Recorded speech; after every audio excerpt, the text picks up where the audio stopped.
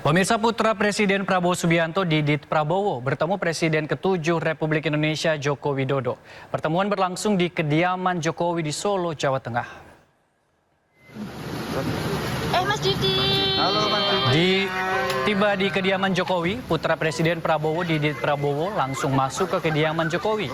Pertemuan Didit dengan Jokowi berlangsung sekitar 30 menit. Didit meninggalkan kediaman Jokowi sekitar pukul 11 lewat 40 menit. Sebelum pulang, Didit mencium tangan Presiden ke-7 ini. Namun belum diketahui isi dari pertemuan tersebut karena Jokowi dan Didit bungkam saat ditanya awak media. Ya Mas Didit. Ngobrolin apa Mas Didit? Ngobrolin apa? Makasih Pak, makasih ya. Makasih Mas Didit. Pemirsa, kita beralih ke informasi lainnya. Kejaksaan Agung Republik Indonesia bersama Apetnas mendorong penggunaan aplikasi Jaga Desa untuk meningkatkan transparansi dan akuntabilitas pengelolaan anggaran. Langkah ini diklaim berhasil menekan kasus hukum yang menjerat kepala desa.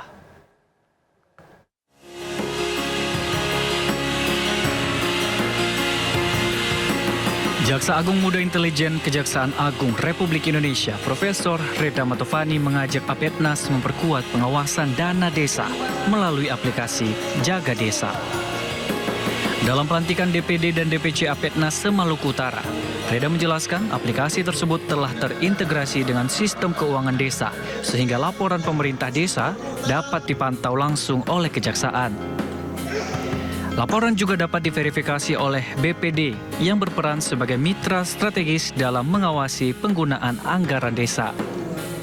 Kerjasama Kejaksaan dan Apetnas juga mencapai penyaluran aspirasi masyarakat, termasuk terkait beasiswa dan program bantuan pemerintah. Karena oleh BPD juga tidak hanya untuk membantu kejaksaan aja nih, tidak.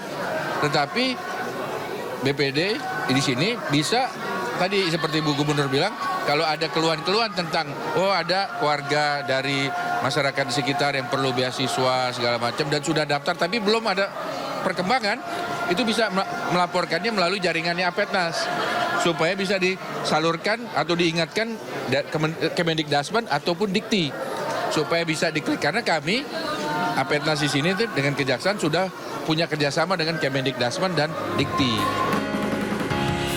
Kejaksaan juga mengembangkan pengawasan program makan bergizi gratis melalui QR Code yang memungkinkan masyarakat melaporkan kualitas makanan secara langsung. Penerapan aplikasi Jaga Desa diklaim menunjukkan hasil positif. Jumlah kepala desa yang terjerat kasus hukum turun dari sekitar 525 kasus menjadi sekitar 70 kasus hingga semester kedua tahun ini. Saat ini, Apetnas telah terbentuk di 25 provinsi dan diharapkan mampu memperkuat pengawasan pemerintahan desa agar pembangunan dan pemberdayaan masyarakat berjalan tepat sasaran. Terima kasih pemirsa, Anda masih bersama kami di Sindo Malam. Amerika Serikat telah menandatangani salinan nota kesepahaman Amerika Serikat dengan Iran. Tak hanya Amerika Serikat, Iran pun telah menyetujui kesepakatan ini.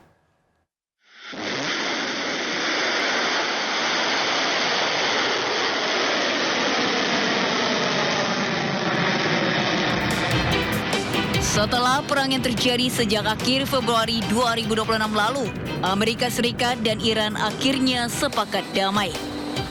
Penandatanganan kesepakatan damai yang rencananya akan dilakukan besok pun dimajukan. Penandatanganan kesepakatan dilakukan di tempat berbeda. Presiden Amerika Serikat Donald Trump menandatanganinya di sela KTT G7 yang digelar di Jenewa, Swiss. Trump didampingi oleh Presiden Prancis Emmanuel Macron. Usai ditandatangani, berkas dikirim via online untuk ditandatangani oleh perwakilan Iran. Hadir pula dalam acara ini Menteri Perang Amerika Serikat Peter Hughes. Usai menandatangani, Trump bersama istrinya Melania kembali ke hotel mereka. Kepada media, Trump memastikan kesepakatan damai sudah ditandatangani. Mr. President, please, just one question for French TV and the RN deal. Just one question, please. You signed the deal? You signed the deal? You signed? Usai penandatanganan kesepakatan damai, kapal-kapal melintas Selat Hormuz dengan bebas. Harga minyak dunia pun turun, kini berada di bawah $80 per barel. Level terendah sejak konflik Amerika Serikat-Iran dimulai. Pemirsa, Iran juga mengaku sudah menandatangani kesepakatan damai dengan Amerika Serikat. Iran menyebut pembahasan lanjutan akan dilanjutkan dalam 90 hari ke depan. Sebuah foto memperlihatkan Presiden Iran Masoud Pezeshkian menandatangani dokumen kesepakatan damai dengan Amerika Serikat. Setelahnya Pezeshkian memamerkan dokumen tersebut ke arah kamera.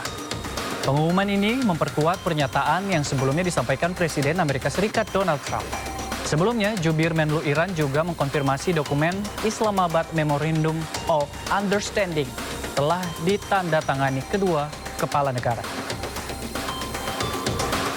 اگر بخوایم اصل متن رو در نظر بگیریم خب از الان به محض امضا شروع میشه از امروز شروع میشه خب طرفین میتونن بگن که خب از جمعه اگر قرار باشد جلسه تشکیل بشه که عرض کردم خب داره روش بحث میشه جلسه جمعه قطعی بود تا یکی دو ساعت قبل ولی بعد که تصمیم بر این شد رؤسای جمهور دو کشور این رو امضا بکنن قاعدتاً در مورد اون تصمیم هم باید مجدداً تعامل بشه ولی از لحاظ متن به محض امضا فاز بعدی شروع میشه میتونن توافق بکنن که این فاز بعدی حالا از روز جمعه باشه ولی طبق متن Dalam dokumen pernyataan damai Amerika-Iran terdapat 14 poin kesepakatan yang ditandatangani, termasuk soal aset militer Amerika di Timur Tengah. Kesepakatan mengatur Amerika akan mulai membuka blokade laut segera setelah MOU ditandatangani dan menyelesaikannya dalam waktu 30 hari. Amerika juga akan menarik pasukannya dari sekitar wilayah Iran dalam waktu 30 hari. Diketahui saat ini jumlah aset militer Amerika masih berada di Timur Tengah, termasuk kapal perang dan pesawat jet serta heli.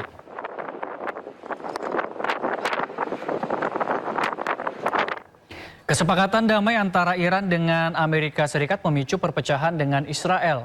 Israel tegaskan tidak akan berhenti menyerang Lebanon sampai Hizbullah menyerah.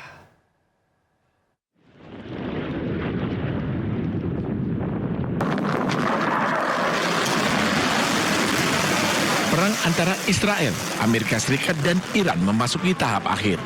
Kesepakatan damai akan ditandatangani pada Jumat mendatang. Amerika Serikat pun meminta Israel untuk tak lagi menyerang Iran dan Lebanon. Namun, kesepakatan ini memicu perpecahan dengan Israel. טוב, הנשיא טראמפ ואני מכירים אחד את השני הרבה שנים. הוא נשיא ארצות הברית, אני ראש ממשלת ישראל. אנחנו הרבה פעמים רואים עין בעין, ויש גם מקרים שאנחנו רואים פחות עין בעין.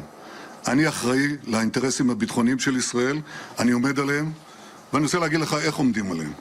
צריך לעמוד עליהם, לא בהתלהמות, לעשות את זה בתבונה, וזה דורש הרבה ניסיון והרבה תבונה, והרבה היכרות עם הזירה האמריקנית. צהריים טובים. למדינת ישראל אסור לקבל את הפסקת האש בין ארצות הברית לאיראן. אנחנו חייבים לפעול מתוך תודעה ברורה ובלתי מתפשרת. ביטחון אזרחי מדינת ישראל מעל הכל. מדינה ריבונית אינה קבלן ביצוע של שום מעצמה. היא אינה מחויבת להסכמים שסותמים את הגולל על היכולת שלה להגן על העם שלה. Israel pun hingga kini terus menyerang Lebanon. Mereka beralasan menargetkan pasukan Hizbullah yang berlindung di rumah-rumah warga di Lebanon Selatan. Israel berjanji akan terus menyerang Lebanon sampai Hizbullah menyerah.